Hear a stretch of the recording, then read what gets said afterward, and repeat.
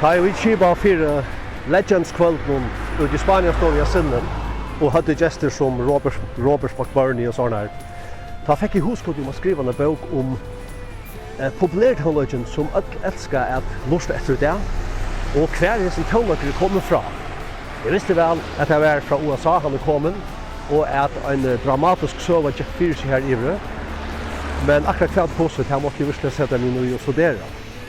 Men ut I långa tillgången så har vi rätt in och nekar gå oss över. Och en vär här efter klax och svenom en dagin jag mötte Niels I Horni, men gå av in.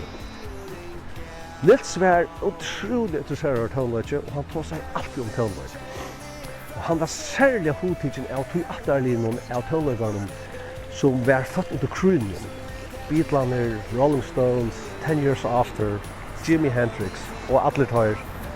Och hur så tar det tónleikar avskriva när så stora nutritionen och hur så tar definiera och ungdom. Och så möter jag Niels här I gör någon rockstone en dag.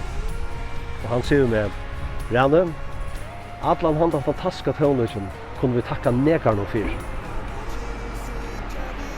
Ja, så jag tar ett han sätter grund och att fara framar efter. Tror jag att det absolut nekar om att här som Niels säger. Det var kanske inte politiskt korrekt att säga nekar men så var det ta. Men nu boken nästan Leo och jag gläder mig att kunna lägga henne fram och greja närra fra för alla som I AHA och I nästan så vi kommer att köta så just.